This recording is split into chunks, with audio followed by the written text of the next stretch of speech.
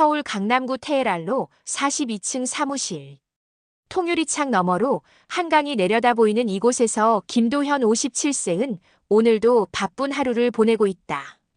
책상 위에는 수십 개의 부동산 개발 프로젝트 서류가 쌓여 있고 전화벨이 끊임없이 울린다. 도현 대표님, KBS 9시 뉴스에서 인터뷰 요청이 들어왔습니다. 비서 차미영이 들어오며 말한다. 도현은 만족스러운 미소를 지으며 고개를 끄덕인다. 좋네요. 이번 압구정 프로젝트 성공 사례로 나가는 거죠. 지난 10년간 도현은 서울 곳곳에 상가 빌딩과 오피스텔을 개발하며 부동산계의 마이다스라는 별명을 얻었다. 그가 손을 대는 모든 프로젝트가 성공했고 투자자들 사이에서는 김도현과 함께하면 무조건 돈을 번다는 말이 정설처럼 통했다.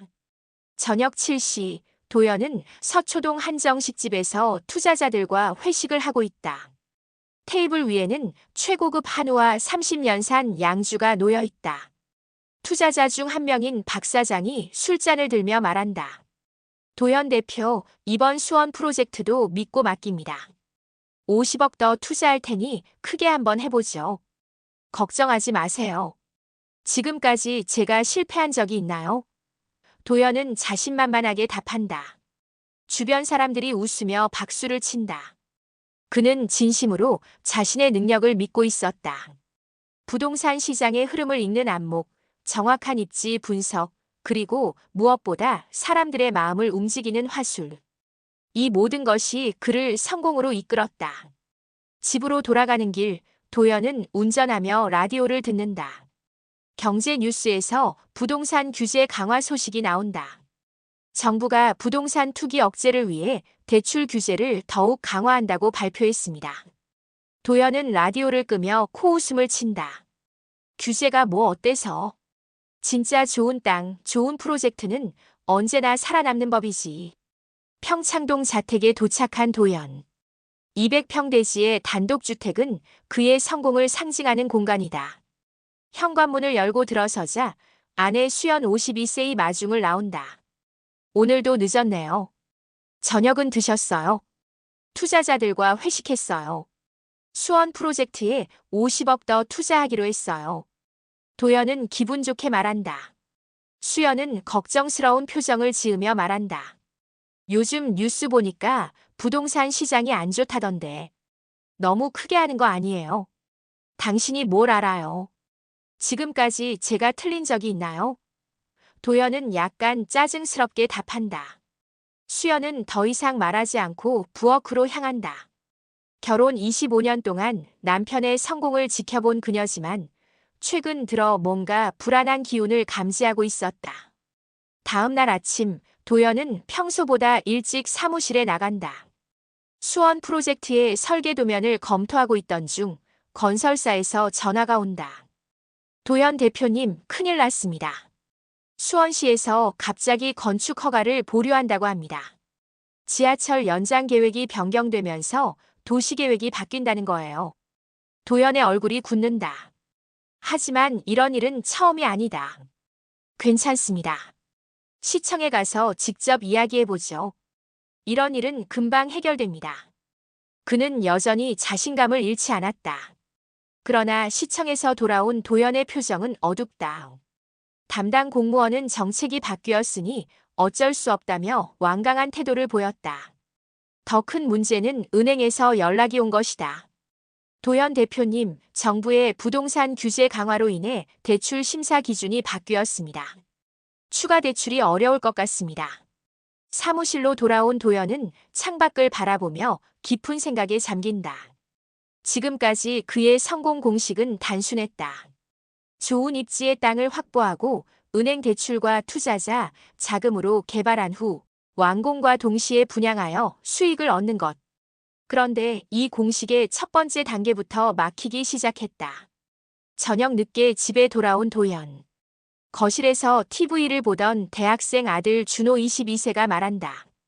아빠, 오늘 뉴스에서 부동산 개발업체들이 어려워진다고 하던데. 우리 회사는 괜찮죠? 물론이지. 아빠가 누군데? 도현은 웃으며 답하지만 그 웃음 속에는 처음으로 불안이 섞여 있다. 그날 밤 도연은 잠들지 못하고 천장을 바라본다. 수연은 옆에서 조용히 잠들어 있다. 일시적인 어려움일 거야. 지금까지 그래왔듯이 이번에도 이겨낼 수 있어. 하지만 마음 한구석에서는 작은 목소리가 들린다. 정말 그럴까? 이번에는 뭔가 다른 것 같은데. 도연은 그 목소리를 애써 무시하며 눈을 감는다. 아직은 그가 잘 나가던 사나이였던 마지막 밤이었다. 새벽 2시, 도연은 서재에서 프로젝트 서류들을 다시 검토한다. 투자자들에게 약속한 수익률, 은행 대출 상환 일정, 건설사와의 계약 조건들. 모든 것이 치밀하게 계산되어 있지만 하나의 변수가 전체 구조를 흔들기 시작했다. 그는 아직 모르고 있었다. 이것이 그의 몰락의 시작이라는 것을. 2023년 9월 15일 목요일 오전 10시 30분. 도연은 평소와 다름없이 사무실에서 수원 프로젝트 관련 서류를 검토하고 있다. 그때 비서 차미영이 급하게 들어온다. 대표님, 큰일 났습니다. 한국토지주택공사에서 연락이 왔는데 수원 프로젝트 부지의 개발 제한구역 해제가 무산됐다고 합니다. 도연의 손이 떨린다. 개발 제한구역 해제는 프로젝트의 핵심 전제 조건이었다. 이것 없이는 건축 허가 자체가 불가능하다. 확실한 거예요. 다시 한번 확인해 보세요. 이미 3번 확인했습니다. 환경부에서 생태계 보호를 이유로 최종 반대 의견을 냈다고 합니다. 차미영의 목소리도 떨린다. 그녀는 5년 동안 도현과 함께 일하며 그의 성공만을 지켜봤다. 이런 상황은 처음이다. 도현은 즉시 수원시청으로 향한다. 담당 공무원을 만나 사정을 해보지만 돌아오는 답은 차갑다. 이미 결정된 사항입니다. 항의하셔도 소용없어요. 시청에서 나온 도연은 차 안에서 담배를 피우며 생각한다. 수원 프로젝트에는 총 200억 원이 투자되었다. 이 중 100억은 은행 대출, 나머지 100억은 투자자들의 돈이다. 오후 3시 사무실로 돌아온 도연에게 연속으로 전화가 걸려온다. 첫 번째는 투자자 박 사장이다. 도연 대표, 인터넷 뉴스에서 수원 프로젝트가 무산됐다고 하던데 사실인가요? 일시적인 문제입니다. 곧 해결될 거예요. 도연은 최대한 침착하게 답한다. 하지만 박 사장의 목소리는 점점 날카로워진다. 일시적이라니요? 제가 투자한 30억은 어떻게 되는 거죠? 두 번째 전화는 은행에서 온다. 도연 대표님, 수원 프로젝트 담보 가치가 현저히 떨어진 것으로 판단됩니다. 대출 회수를 검토해야 할 것 같습니다. 도연은 식은땀을 흘리며 답한다. 잠시만 기다려주세요. 다른 방법을 찾아보겠습니다. 세 번째 전화는 더욱 충격적이다. 건설사 현장 소장이다. 도연 대표님, 죄송하지만 공사를 중단할 수밖에 없겠습니다. 지금까지 밀린 공사비가 20억이 넘습니다. 더 이상 진행하기 어렵습니다. 도연은 전화를 끊고 책상에 주저앉는다. 머리가 하얗게 변한다. 프로젝트가 중단되면 투자자들의 돈은 물론이고 은행 대출도 상환해야 한다. 그런데 현재 회사 계좌에 있는 돈은 고작 5억 원. 턱없이 부족하다. 그날 저녁 도연은 집에 돌아가지 못하고 사무실에서 밤을 새운다. 계산기를 두드리며 여러 방법을 생각해보지만 해결책이 보이지 않는다. 새벽 3시 그는 아내 수연에게 전화를 건다. 여보, 나 큰일 났어요. 도연의 목소리가 떨린다. 수연은 잠에서 깨어 놀란다. 무슨 일이야? 어디 있어? 사무실에 있어요. 수원 프로젝트가 완전히 망했어요. 도연은 처음으로 자신의 실패를 인정한다. 수연은 잠시 말을 잃는다. 얼마나 심각한데? 200억. 전부 날아갔어요. 도연의 목소리가 더 작아진다. 수연은 한숨을 쉬며 말한다. 집으로 와요. 같이 생각해봐요. 다음 날부터 도연의 지옥 같은 나날이 시작된다. 투자자들이 하나둘 사무실로 몰려온다. 첫 번째로 온 것은 박 사장이다. 도현 대표 설명을 해주세요. 제 돈 30억을 어떻게 할 거예요? 죄송합니다. 다른 프로젝트로 만회하겠습니다. 도현은 고개를 숙인다. 하지만 박 사장은 용서하지 않는다. 다른 프로젝트? 지금 당장 돈이 필요하다고요. 변호사 선임해서 소송 걸겠습니다. 두 번째로 온 투자자는 더욱 격렬하다. 사기꾼. 처음부터 계획된 사기 아니야. 사무실에서 고함을 지르며 책상을 내리친다. 직원들이 모두 놀라며 바라본다. 도현은 무릎을 꿇고 사과한다. 제발, 시간을 주세요. 반드시 책임지겠습니다. 일주일 후 도현은 법정에 서 있다. 투자자들이 집단으로 소송을 제기한 것이다. 변호사는 냉정하게 말한다. 현재 상황으로는 배상이 어려울 것 같습니다. 개인 자산도 모두 매각해야 할 상황입니다. 법정에서 나온 도현은 기자들에게 둘러싸인다. 플래시가 터지고 질문이 쏟아진다. 김도현 대표, 투자자들을 속인 이유가 뭡니까? 처음부터 사기 의도가 있었습니까? 도현은 고개를 숙인 채 아무 말도 할 수 없다. 그날 저녁 뉴스에 도현의 모습이 나온다. 부동산 개발업체 도현개발 김도현 대표가 200억 원 규모의 투자 사기 혐의로 고발당했습니다. 집에서 뉴스를 보던 아들 준호가 충격을 받는다. 엄마, 이게 정말 아빠야? 수연은 눈물을 흘리며 답한다. 그래. 아빠가 많이 힘들어하고 있어. 준호는 분노한다. 친구들이 다 알게 됐어. 학교에서 어떻게 다니라고? 도연이 집에 돌아오자 준호는 아버지를 외면한다. 아빠, 진짜 사기친 거야? 도연은 아들을 바라보며 눈물을 흘린다. 아니야. 아빠는 그냥 실패한 거야. 사기가 아니라. 그럼 왜 뉴스에서 사기라고 하는데? 준호의 목소리가 떨린다. 도연은 답할 수 없다. 실패와 사기의 경계가 모호해졌다. 투자자들에게는 그가 고의로 속인 사기꾼이고 자신에게는 그저 운이 나쁜 사업가일 뿐이다. 한 달 후 도연의 사무실은 텅 비었다. 직원들은 모두 떠났고 임대료를 내지 못해 강제 퇴거당했다. 테헤랄로 42층의 화려한 사무실은 이제 빈 공간일 뿐이다. 도연은 마지막으로 사무실을 둘러본다. 벽에 걸려있던 각종 표창장과 감사패들이 바닥에 어지럽게 널려있다. 10년 만에 이렇게 되다니. 도연은 혼잣말을 한다. 그는 아직도 믿을 수 없다. 불과 2달 전까지만 해도 그는 성공한 사업가였다. 사람들이 부러워하고 존경하는 대상이었다. 그런데 지금은 사기꾼이라는 누명을 쓰고 있다. 저녁 늦게 집에 돌아온 도연. 거실에는 각종 소송장과 독촉장이 쌓여 있다. 수연은 부엌에서 라면을 끓이고 있다. 오늘은 집에 있는 거 먹어야 해요. 외식할 돈도 없어요. 도연은 처음으로 자신의 현실을 정확히 인식한다. 그는 더 이상 성공한 사업가가 아니다. 그는 이제 모든 것을 잃은 실패자다. 그날 밤 도연은 거실 소파에 누워 천장을 바라본다. 어떻게 이렇게 빨리 무너질 수 있을까? 성공할 때는 10년이 걸렸지만 무너지는 것은 정말 한순간이었다. 2023년 11월 도연의 하루는 법원에서 시작해서 법원에서 끝난다. 매일 아침 우편함에는 새로운 소송장이 배달된다. 오늘도 3통의 소송장이 도착했다. 투자자들의 손해배상 청구 소송, 건설사의 공사비 청구 소송, 그리고 은행의 대출금 회수 소송. 도연은 커피 한 잔을 마시며 소송장을 읽는다.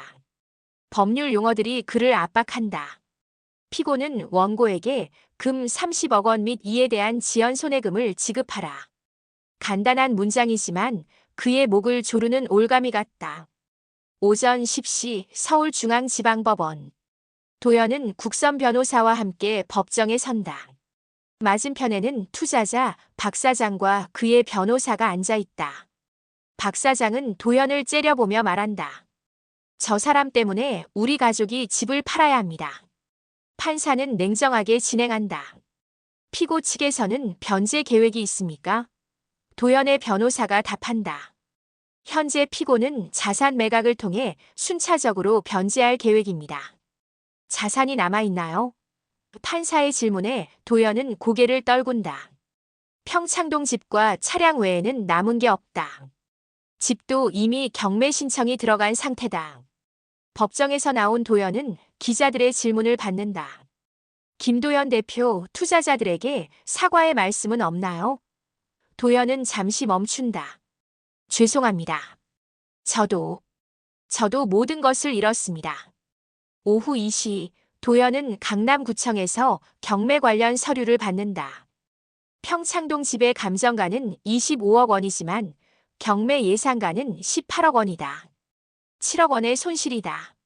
담당 공무원은 사무적으로 말한다. 다음 달 15일이 경매일입니다. 그 전에 자진 매각하시는 것이 좋겠습니다. 저녁 7시 도연은 집에 돌아간다. 현관문을 열자 집안이 썰렁하다. 아내 수연은 부엌에서 혼자 저녁을 먹고 있다. 준호는 어디 있어요? 친구 집에 있대요. 요즘 집에 잘 안 와요. 수연의 목소리가 쓸쓸하다. 도연은 아들의 빈자리를 바라보며 마음이 아프다. 제가 모든 걸 망쳤네요. 지금 와서 그런 말 해봐야 소용없어요. 현실적인 얘기를 해야죠. 수연은 냉정하다. 25년 결혼 생활에서 처음으로 남편에게 차가운 태도를 보인다. 집을 팔면 돈이 얼마나 남아요?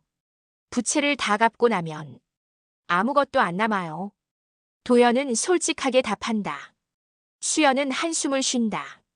그럼 우리는 어떻게 살아요? 준호 대학 등록금은 어떻게 하고? 제가 다시 일을 시작하겠습니다. 도연은 힘없이 말한다. 하지만 수연은 믿지 않는다.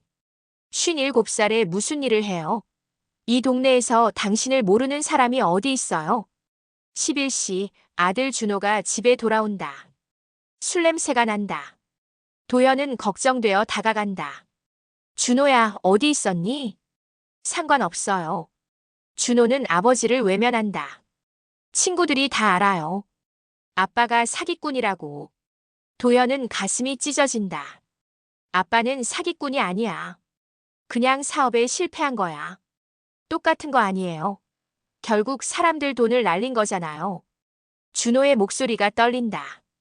친구들이 저를 보는 눈빛이 달라졌어요. 학교에서 어떻게 다니라고요? 도연은 아들을 붙잡으려 하지만 준호는 방으로 들어가 버린다. 문이 쾅 닫힌다. 도연은 복도에 서서 무릎이 꺾인다. 가장 사랑하는 아들마저 등을 돌렸다. 12월 어느 추운 아침, 도연은 또 다른 충격을 받는다. 수연이 이혼 서류를 내민다. 당신과 더 이상 살 수 없어요. 수연 씨, 지금 이런 식으로 나를 떠나면 안 돼요. 도연은 절망한다. 25년을 같이 살았는데 그 25년 동안 당신은 성공했으니까 괜찮았어요. 하지만 지금은 달라요. 수연은 냉정하다. 저도 살아야 해요. 준호도 키워야 하고. 그럼 준호는 어떻게 돼요? 도연은 간절히 묻는다. 수연은 잠시 망설인다. 준호는 저와 함께 살 거예요. 당신은 당신 일만 생각하세요. 그날 오후 도연은 혼자 평창동 집을 정리한다. 25년간 살던 집이지만 이제 남의 집이 될 예정이다. 아들의 방에서 어린 시절 사진들을 발견한다. 돌잔치, 입학식, 졸업식. 행복했던 시절의 기억들이다. 거실에서는 자신의 성공 시절 사진들을 본다. 각종 시상식, 언론 인터뷰, 투자자들과의 회식 사진들. 불과 몇 달 전의 일인데 다른 세상 이야기 같다. 저녁 무렵 도연은 마지막으로 집 전체를 둘러본다. 25년간 가족과 함께 웃고 울었던 공간이다. 그런데 이제는 그 가족마저 떠나간다. 그는 거실 소파에 앉아 눈물을 흘린다. 내가 뭘 잘못했을까? 다음 날 도연은 작은 원룸으로 이사한다. 강남구 대치동의 15평 원룸. 월세 80만 원이다. 평창동 200평 집에서 15평 원룸으로 그의 몰락을 상징하는 공간이다. 새로운 집에서 첫 밤을 보내는 도연. 창밖으로 네온 사인이 번쩍인다. 모든 것이 낯설다. 그는 스마트폰을 꺼내 아들에게 문자를 보낸다. 준호야, 아빠가 많이 미안하다. 사랑한다. 하지만 답장은 오지 않는다.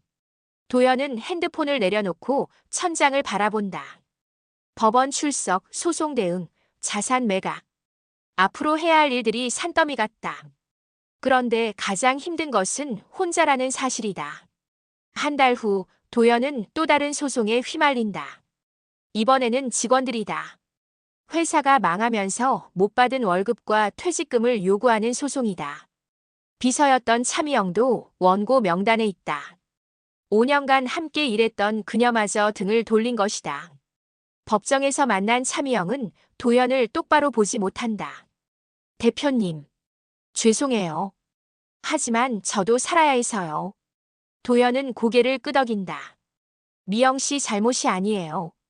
제가 모든 걸 망쳤죠. 그해 겨울, 도연의 통장 잔고는 137만 원이다. 월세와 생활비를 내고 나면 거의 남지 않는다. 그는 편의점에서 컵라면과 김밥을 사서 끼니를 때운다. 불과 1년 전까지만 해도 한 끼에 수십만 원을 쓰던 그였다. 어느 날 밤 도연은 과거 함께 일했던 동료에게 전화를 걸어본다. 형수님, 저 도연이에요. 혹시 형 계세요? 하지만 돌아오는 대답은 차갑다. 도연 씨, 죄송해요. 남편이 만나고 싶어 하지 않아요. 전화를 끄는 도연은 절망한다. 인맥이라고 생각했던 모든 관계가 끊어졌다. 성공했을 때는 수많은 사람들이 그를 찾았지만 실패하자 아무도 그에게 관심을 보이지 않는다. 새해가 되었지만 도연에게는 아무 의미가 없다. 2024년 1월 1일 그는 혼자 원룸에서 컵라면을 먹으며 새해를 맞는다. TV에서는 화려한 새해 특집 프로그램이 나온다. 행복한 가족들의 모습을 보며 도연은 더욱 쓸쓸해진다. 내가 이토록 외로울 수 있구나. 도연은 혼잣말을 한다. 사업에 실패하는 것보다 더 힘든 것은 가족과 친구들로부터 버림받는 것이었다. 그는 이제야 깨닫는다. 인간관계도 성공 위에 세워진 것이었다는 사실을. 그날 밤 10시 도연은 법원에서 온 서류를 확인한다. 투자자들과의 소송이 아직 진행 중이다. 하지만 이제는 달라졌다. 월급을 받기 시작하면서 조금씩이라도 배상할 수 있게 되었다. 매월 50만 원씩 투자자들에게 송금하고 있다. 적은 금액이지만 성의를 보이는 것이다. 사업가가 아니라 사람으로서 책임을 다하고 싶다. 도연은 혼잣말을 한다. 과거에는 법적 책임만 지면 된다고 생각했다. 하지만 이제는 도덕적 책임도 느낀다. 투자자들도 가족이 있는 사람들이다. 2025년 3월 봄이 왔다. 타운하우스 프로젝트가 거의 완공되어 간다. 도연은 현장에서 마지막 점검을 하고 있다. 6개월 전 황무지였던 곳에 50세대의 아름다운 주택이 들어섰다. 그의 손으로 다시 지어낸 건물이다. 형님, 정말 고생 많으셨어요. 민호가 다가온다. 덕분에 프로젝트가 대성공이에요. 분양도 완료됐고 입주민들 만족도도 높아요. 민호야, 고마워. 너 덕분에 내가 다시 일어설 수 있었어. 도연은 진심으로 감사하다. 이번 프로젝트로 자신감도 회복했고 무엇보다 일하는 보람을 다시 느꼈어. 민호는 새로운 제안을 한다. 형님, 다음 프로젝트도 함께해요. 이번에는 100세대 규모예요. 형님을 현장 소장으로 모시고 싶어요. 도연은 잠시 망설인다. 현장 소장이면 책임도 크고 스트레스도 많다. 하지만 그는 결심한다. 좋아. 하지만 조건이 있어. 투자자들에게 배상할 돈을 더 많이 보내고 싶어. 급여를 올려줄 수 있어. 물론이죠. 월 500만 원 드릴게요. 그리고 성과급도 더 많이 드릴게요. 민호는 흔쾌히 승낙한다. 그날 저녁 도연은 오랜만에 투자자 박 사장에게 전화를 건다. 박 사장님, 저 김도연입니다. 김 대표? 무슨 일로 연락했나요? 박 사장의 목소리가 차갑다. 죄송하다는 말씀을 다시 한번 드리고 싶어서요. 그리고 앞으로 배상금을 더 많이 보내드릴 수 있을 것 같아서요. 도연은 진심을 담아 말한다. 박 사장은 잠시 말을 잃는다. 정말인가요? 네, 제가 다시 일을 시작했어요. 과거처럼 큰 돈은 아니지만 성실하게 일해서 조금씩이라도 갚아나가겠습니다. 도연의 목소리에 진정성이 묻어난다. 김 대표. 아니, 김 팀장님. 사실 저도 많이 생각해봤어요.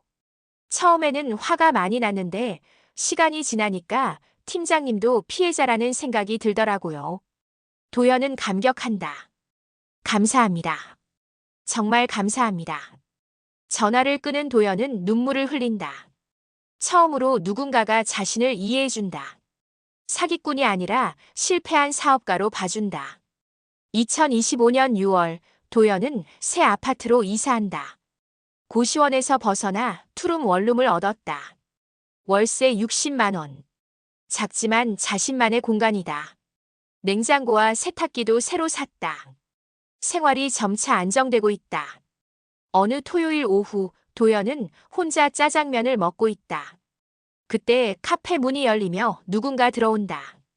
도연은 고개를 들었다가 깜짝 놀란다. 아들 준호다. 아빠. 준호의 목소리가 떨린다.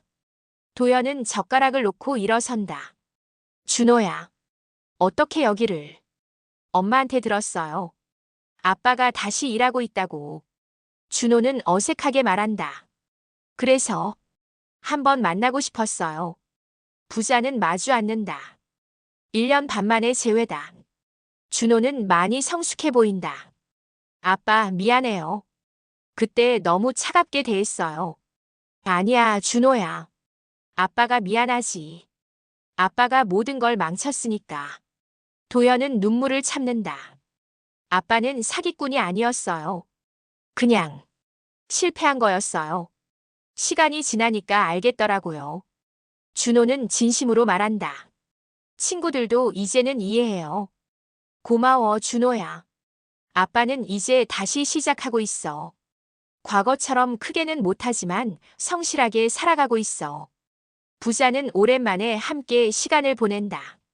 준호는 대학 생활 이야기를 하고 도연은 현장 일 이야기를 한다. 어색하지만 따뜻한 시간이다. 헤어지면서 준호가 말한다. 아빠, 가끔 연락해요. 그리고 다시 성공하실 거예요. 아빠니까. 2025년 12월 1년이 지났다. 도연은 이제 현장 소장이 되어 새로운 프로젝트를 진행하고 있다. 100세대 규모의 아파트 건설 현장이다. 매일 새벽 6시부터 저녁 7시까지 현장을 지킨다. 어느 날 오후 도연은 현장에서 쉬고 있다. 40층 아파트가 하늘로 솟아오르고 있다. 자신이 관리하는 현장이다. 과거에 비하면 작은 규모지만 그에게는 소중한 성취다. 이제 진짜 내 이름으로 짓는 인생이다. 도연은 혼잣말을 한다. 과거에는 투자자들의 돈으로, 은행의 돈으로 건물을 지었다. 하지만 이제는 자신의 노동으로, 자신의 경험으로 건물을 짓는다. 현장에서 바라본 석양이 아름답다. 도연은 안전모를 벗고 땀을 닦는다. 얼굴에는 미소가 번진다. 비록 과거의 화려함은 없지만 마음은 더 평온하다. 그는 이제 안다. 진짜 성공은 큰 빌딩을 짓는 것이 아니라 무너진 후에 다시 일어서는 것이라는 것을. 사람들의 박수를 받는 것이 아니라 자신과 화해하는 것이라는 것을. 카메라가 천천히 현장을 비춘다. 황혼 속에서 건설 중인 아파트가 웅장하게 서 있다. 그 앞에서 도연은 말없이 미소를 짓는다. 실패했지만 포기하지 않은 남자. 무너졌지만 다시 일어선 남자. 이제 그는 진정한 의미에서 성공한 사람이다. 화면이 서서히 어두워지며 자막이 나온다. 성공이란 넘어지지 않는 것이 아니라 넘어진 후 다시 일어서는 것이다. 2024년 3월 도연의 삶은 완전히 바뀌었다. 아침 10시에 일어나고 편의점에서 삼각김밥과 커피를 사서 아침을 먹는다. 예전에는 비서가 준비해준 고급 조식을 호텔 라운지에서 먹었는데 이제는 1,500원짜리 삼각김밥이 그의 아침 식사다. 오늘도 도연은 구로구 고시원으로 이사했다. 대치동 원룸도 더 이상 감당할 수 없었기 때문이다. 반지하에 있는 3평 남짓한 고시원. 공용 화장실과 샤워실을 사용해야 하고 냉장고도 공용이다. 월 35만 원. 이것이 그의 새로운 주거지다. 고시원 복도를 걸으며 도연은 다른 거주자들을 본다. 대부분 20-30대 취업준비생들이다. 그들 사이에서 57살의 그는 완전히 이질적인 존재다. 어떤 학생은 그를 보며 수군댄다. 저 아저씨 뭐 하는 사람일까? 나이가 꽤 있는데. 도연은 고개를 숙이고 자신의 방으로 들어간다. 침대와 책상이 전부인 좁은 공간. 창문은 반지하라서 발목 높이밖에 보이지 않는다. 지나가는 사람들의 발만 보인다. 그는 침대에 누워 천장을 바라본다. 이게 내 인생이구나. 오후 2시 도연은 산책을 나간다. 갈 곳이 없어서 근처 공원을 걷는다. 벤치에 앉아 사람들을 관찰한다. 회사원들이 점심을 먹고 돌아가고 주부들이 아이들과 함께 산책한다. 모든 것이 평범하고 일상적이다. 하지만 그에게는 부러운 모습들이다. 공원에서 도연은 우연히 과거 알던 사람을 만난다. 예전에 부동산 중개업을 하던 김 사장이다. 김 사장은 도연을 알아보고 놀란다. 도연 대표님, 여기서 뭐 하세요? 그냥 산책하고 있어요. 도연은 어색하게 답한다. 김 사장은 그의 초라한 모습을 보며 당황한다. 요즘 어떻게 지내세요? 그냥 지내고 있어요.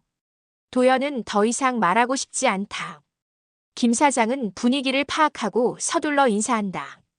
그럼 저는 가봐야겠어요. 건강하세요. 김 사장이 떠난 후 도연은 벤치에서 일어나지 못한다. 과거 자신을 우러러보던 사람이 이제는 불쌍하게 바라본다. 그의 눈빛에서 동정과 안타까움이 느껴졌다. 도연은 처음으로 자신이 얼마나 추락했는지 실감한다. 저녁 6시 도연은 고시원 근처 24시간 식당에서 저녁을 먹는다. 3,500원짜리 김치찌개 한 그릇. 밥은 무료로 리필할 수 있다. 그는 천천히 먹으며 시간을 보낸다. 고시원으로 돌아가기가 싫기 때문이다. 식당에서 나온 도연은 편의점에서 소주 한 병을 산다. 고시원으로 돌아가 혼자 술을 마신다. 술이 들어가자 눈물이 난다. 왜 이렇게 됐을까? 왜? 그는 스마트폰을 꺼내 아들 준호의 사진을 본다. 대학 입학식 때 찍은 사진이다. 활짝 웃는 아들의 모습. 그때는 아버지로서 자랑스러웠다. 하지만 지금은 아들에게 부끄러운 아버지가 되었다. 도연은 준호에게 전화를 걸어본다. 한참 후에 아들이 받는다. 왜요? 차가운 목소리다. 준호야. 아빠야. 잘 지내니? 도연의 목소리가 떨린다. 준호는 짧게 답한다. 네, 잘 지내요. 대학은 잘 다니고 있니? 도연은 안부를 묻지만 준호는 대답을 피한다. 바쁘니까 끊을게요. 준호야, 잠깐만. 하지만 이미 전화는 끊어졌다. 도연은 핸드폰을 내려놓고 울음을 터뜨린다. 가장 사랑하는 아들과의 관계마저 끊어졌다. 밤 11시 도연은 창문 밖을 바라본다. 발목 높이로 보이는 거리에 사람들이 지나간다. 직장에서 돌아오는 사람들, 약속이 있어 나가는 사람들. 모두 바쁘고 활기차 보인다.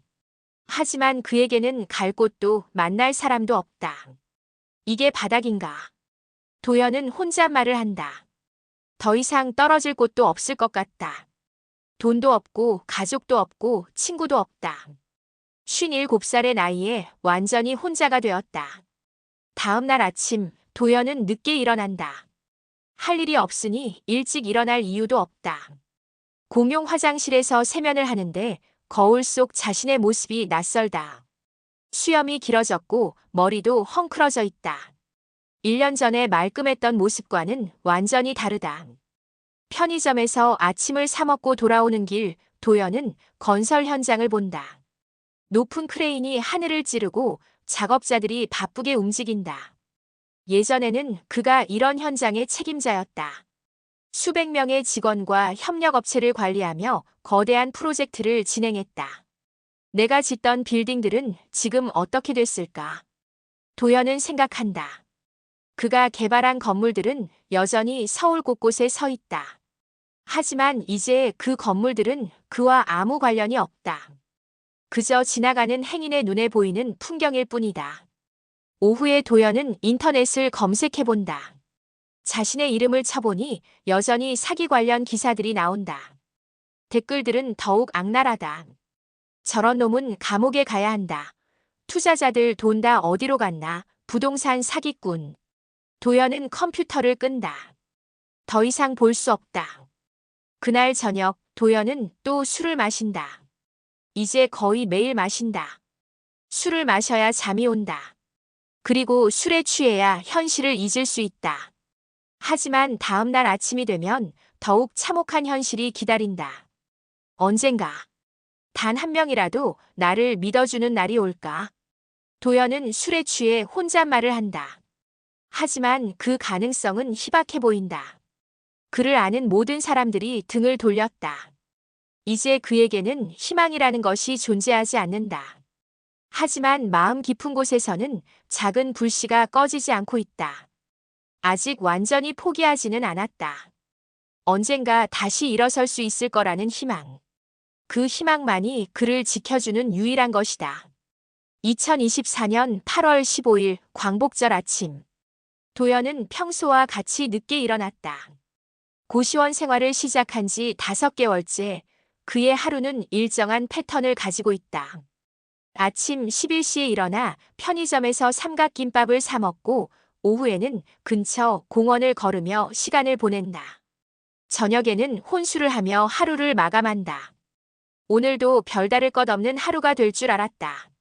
그런데 오후 2시 30분 도연의 핸드폰이 울렸다. 모르는 번호였다. 요즘 그에게 전화하는 사람은 거의 없다. 간혹 채권자들이나 법원에서 연락이 올 뿐이다. 여보세요? 도연은 조심스럽게 받는다. 형님, 저 정민호입니다. 반가운 목소리가 들린다. 정민호는 10년 전 도연 밑에서 일했던 후배 건설업자다. 당시 막 사업을 시작한 신입이었는데 도연이 많은 도움을 줬다. 민호야? 어떻게 내 번호를 알았니? 도연은 놀란다. 민호는 웃으며 답한다. 형님을 찾는데 시간이 좀 걸렸어요. 연락드리고 싶었거든요. 나 같은 놈한테 무슨 일로? 도연은 자조적으로 말한다. 하지만 민호는 진지하게 말한다. 형님 만나서 얘기할 수 있을까요? 제안하고 싶은 일이 있어요. 도연은 망설인다. 사람들을 만나는 것이 두렵다. 특히 과거를 아는 사람들은 더욱 그렇다. 하지만 민호의 목소리에는 진정성이 느껴진다. 뭐? 좋아. 어디서 만날까? 구로디지털 단지역 근처 카페에서 만나요. 형님 댁이 그 근처라고 들었거든요. 민호는 이미 도연의 상황을 어느 정도 파악하고 있었다. 오후 4시 도연은 오랜만에 정장을 입는다. 1년 넘게 입지 않았던 정장은 어색하다.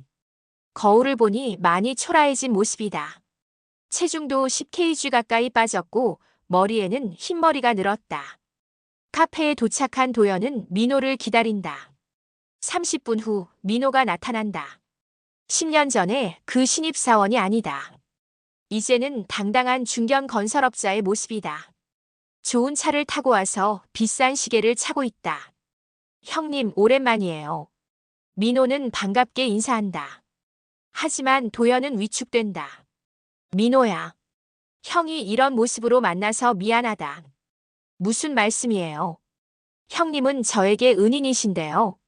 민호는 진심으로 말한다. 10년 전 형님이 도와주지 않았다면 제가 어떻게 여기까지 왔겠어요.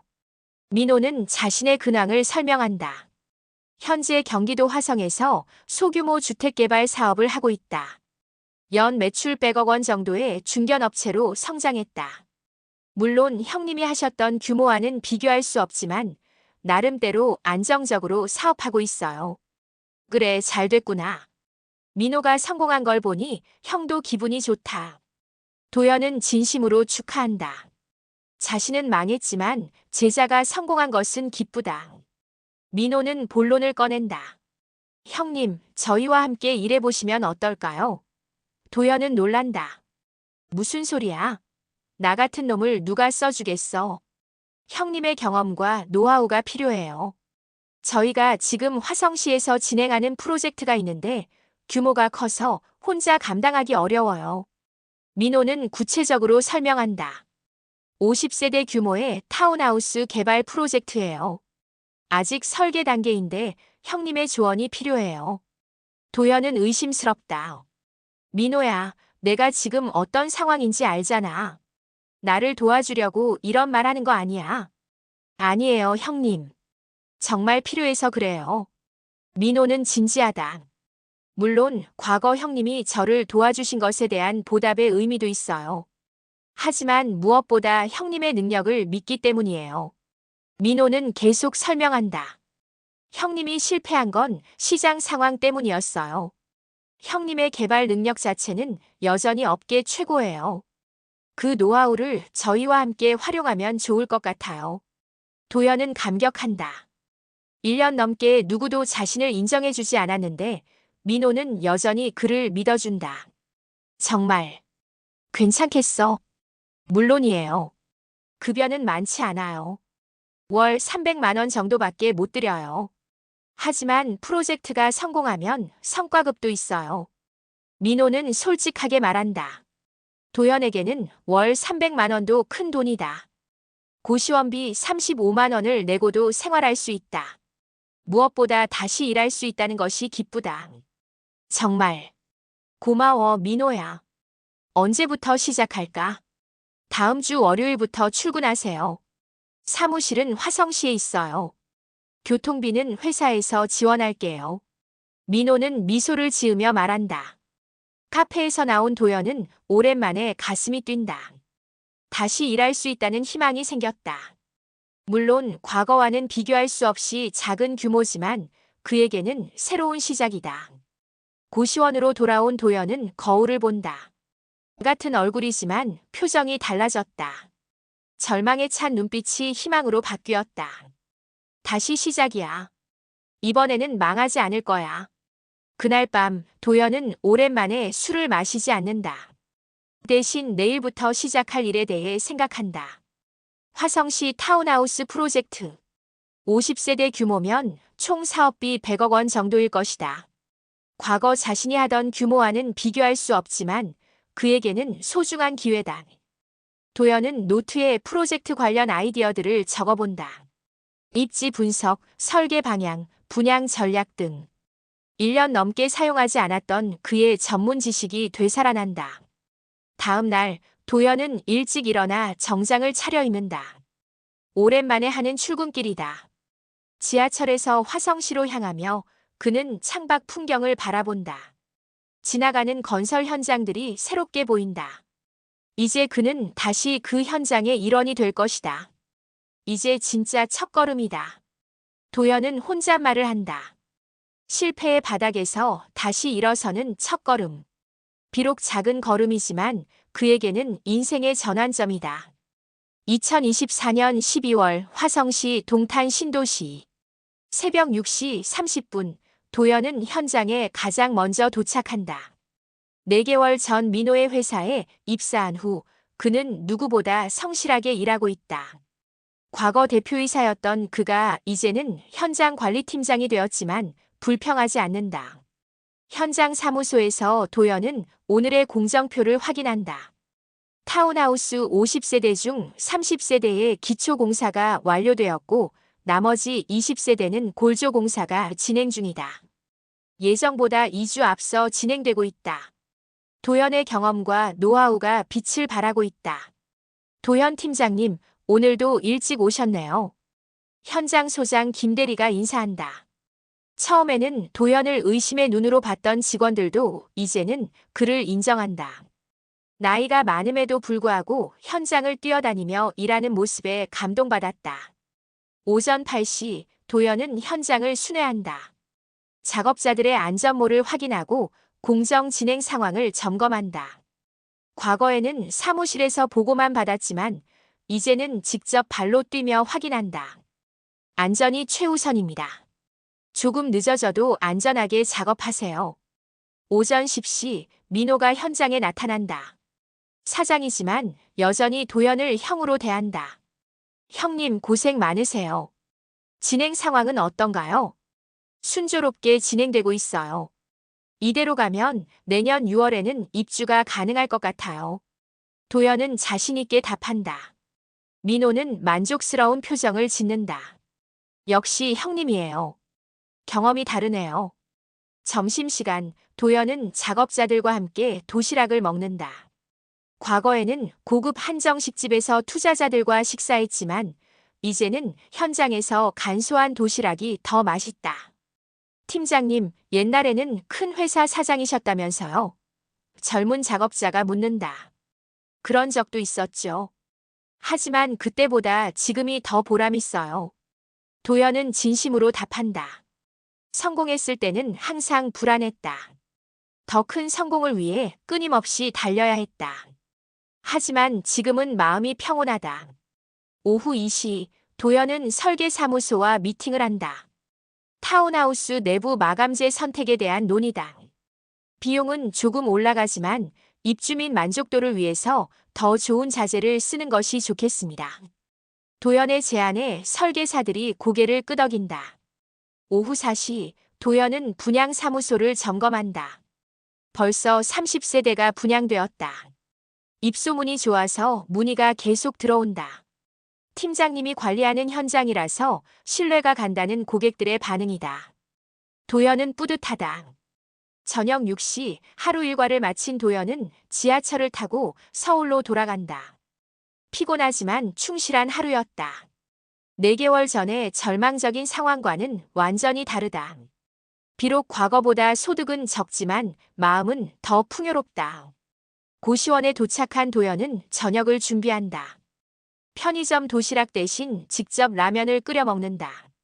계란과 파를 넣어 영양을 보충한다. 작은 변화지만 그에게는 큰 의미다. 생활에 여유가 생겼다는 증거다. 저녁 8시 도연은 스마트폰을 꺼내 아들 준호에게 문자를 보낸다. 준호야, 아빠가 다시 일을 시작했어. 많이 반성하고 있어. 언젠가 다시 만날 수 있으면 좋겠다.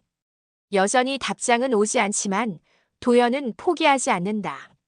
그날 밤 10시 도연은 법원에서 온 서류를 확인한다. 투자자들과의 소송이 아직 진행 중이다. 하지만 이제는 달라졌다. 월급을 받기 시작하면서 조금씩이라도 배상할 수 있게 되었다. 매월 50만 원씩 투자자들에게 송금하고 있다. 적은 금액이지만 성의를 보이는 것이다. 사업가가 아니라 사람으로서 책임을 다하고 싶다. 도연은 혼잣말을 한다. 과거에는 법적 책임만 지면 된다고 생각했다. 하지만 이제는 도덕적 책임도 느낀다. 투자자들도 가족이 있는 사람들이다. 2025년 3월 봄이 왔다. 타운하우스 프로젝트가 거의 완공되어 간다. 도연은 현장에서 마지막 점검을 하고 있다. 6개월 전 황무지였던 곳에 50세대의 아름다운 주택이 들어섰다. 그의 손으로 다시 지어낸 건물이다. 형님, 정말 고생 많으셨어요. 민호가 다가온다. 덕분에 프로젝트가 대성공이에요. 분양도 완료됐고 입주민들 만족도도 높아요. 민호야, 고마워. 너 덕분에 내가 다시 일어설 수 있었어. 도연은 진심으로 감사하다. 이번 프로젝트로 자신감도 회복했고 무엇보다 일하는 보람을 다시 느꼈어. 민호는 새로운 제안을 한다. 형님, 다음 프로젝트도 함께해요. 이번에는 100세대 규모예요.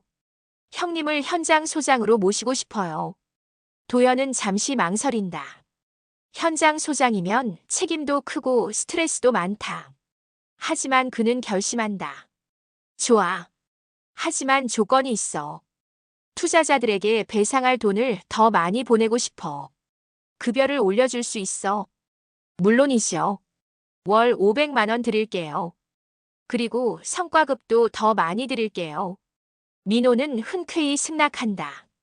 그날 저녁 도연은 오랜만에 투자자 박 사장에게 전화를 건다. 박 사장님, 저 김도연입니다. 김 대표? 무슨 일로 연락했나요? 박 사장의 목소리가 차갑다. 죄송하다는 말씀을 다시 한번 드리고 싶어서요. 그리고 앞으로 배상금을 더 많이 보내드릴 수 있을 것 같아서요. 도연은 진심을 담아 말한다. 박 사장은 잠시 말을 잃는다. 정말인가요? 네, 제가 다시 일을 시작했어요. 과거처럼 큰 돈은 아니지만 성실하게 일해서 조금씩이라도 갚아나가겠습니다. 도연의 목소리에 진정성이 묻어난다. 김 대표. 아니, 김 팀장님.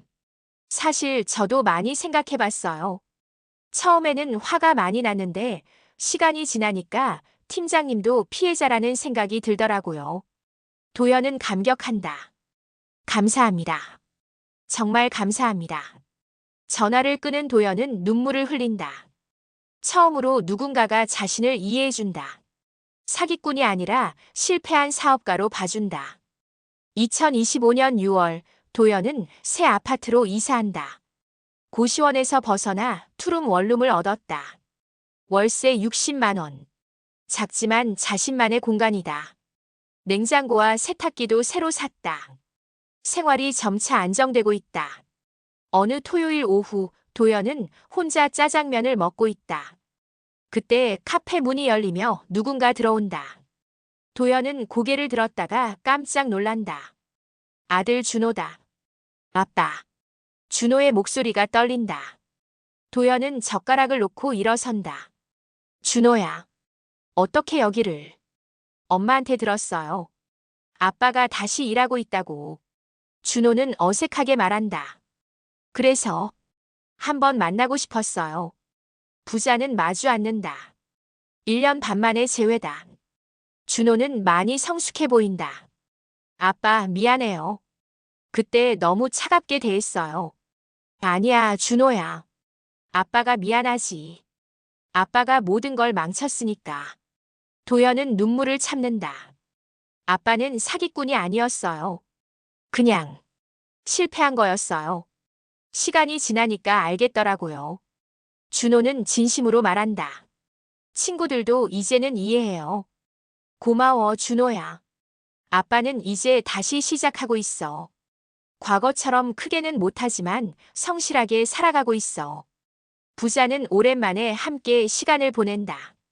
준호는 대학 생활 이야기를 하고 도연은 현장일 이야기를 한다. 어색하지만 따뜻한 시간이다. 헤어지면서 준호가 말한다. 아빠, 가끔 연락해요. 그리고 다시 성공하실 거예요. 아빠니까. 2025년 12월 1년이 지났다. 도연은 이제 현장 소장이 되어 새로운 프로젝트를 진행하고 있다. 100세대 규모의 아파트 건설 현장이다. 매일 새벽 6시부터 저녁 7시까지 현장을 지킨다. 어느 날 오후 도연은 현장에서 쉬고 있다. 40층 아파트가 하늘로 솟아오르고 있다. 자신이 관리하는 현장이다. 과거에 비하면 작은 규모지만 그에게는 소중한 성취다. 이제 진짜 내 이름으로 짓는 인생이다. 도연은 혼잣말을 한다. 과거에는 투자자들의 돈으로, 은행의 돈으로 건물을 지었다. 하지만 이제는 자신의 노동으로, 자신의 경험으로 건물을 짓는다. 현장에서 바라본 석양이 아름답다. 도연은 안전모를 벗고 땀을 닦는다. 얼굴에는 미소가 번진다. 비록 과거의 화려함은 없지만 마음은 더 평온하다. 그는 이제 안다. 진짜 성공은 큰 빌딩을 짓는 것이 아니라 무너진 후에 다시 일어서는 것이라는 것을. 사람들의 박수를 받는 것이 아니라 자신과 화해하는 것이라는 것을. 카메라가 천천히 현장을 비춘다. 황혼 속에서 건설 중인 아파트가 웅장하게 서 있다. 그 앞에서 도연은 말없이 미소를 짓는다. 실패했지만 포기하지 않은 남자. 무너졌지만 다시 일어선 남자. 이제 그는 진정한 의미에서 성공한 사람이다. 화면이 서서히 어두워지며 자막이 나온다. 성공이란 넘어지지 않는 것이 아니라 넘어진 후 다시 일어서는 것이다.